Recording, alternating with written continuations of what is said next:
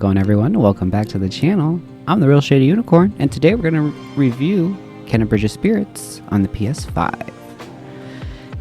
Kena Bridge of Spirits is an indie game. It was created by Ember Labs and Maximum Games and released on PlayStation.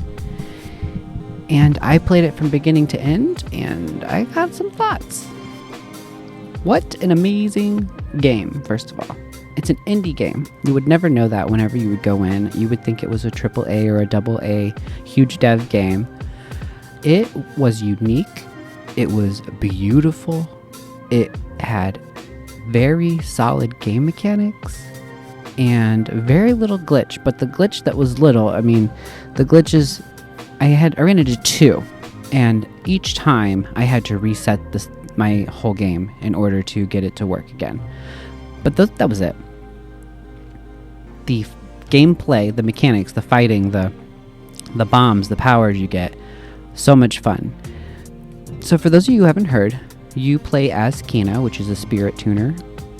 She is going through the village trying to release people who have souls that are in agony that are tied to these relics. And your goal is to go in and relieve the souls of their binds, of the ties that bind them, if you will, and set their spirits free to rest in peace.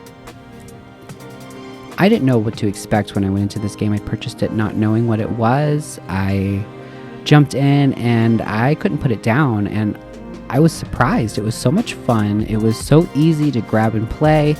It's not a very long game, but for $39.99, it's a very good game. Well worth the price tag. I'm surprised it's only the $39.99. It's well worth spending the extra $10 and getting the deluxe edition so that you can get the soundtrack and the stickers. The stickers are cute. They're of the little rot characters, the little fellas that you're saving throughout the whole thing that actually help you in combat because you get rot specials and stuff. One of the side missions or side quests of the game is to collect all of the rot. I did not collect all of them yet. And then there are also these obstacles that you have for like shooting your bow and arrow. You get a magical staff, you get a bow and arrow, and you get the rot, which are all your lines of defense against all of the evil creatures that you go up against. The game is very much in the vein of a lot of other kind of open world games, but it takes a little more from, I would say, Breath of the Wild as far as its mechanics and as far as its atmosphere. But the animation style is very much a Disney-esque vibe or feel. I don't know if anybody that was animating worked for Disney or at Disney, but it very much looks like it's got the big eyes and the very soft features to the faces, and the little fellas that we save, I can't remember their names, but little green-haired fellas, so adorable, very much a Disney-looking character. I wasn't sure where the game was going to go once I got into it, and I actually thought it was going to keep going when I got to the end. I thought there was more to it. It seemed like it ended abruptly. It was a good ending, and I think they left it open for a sequel if they wanted to, or just another Kena game. It doesn't have to be a sequel to this particular game, but just another game where Kena goes and clears the village and saves the souls. I think that's a great idea. I was surprised that I haven't heard more about this game because it is so well polished. It is so well done. The graphics are beautiful. The game itself, the way that they implemented the tools that you get to play, they did such a good job. There's so many different elements to each level.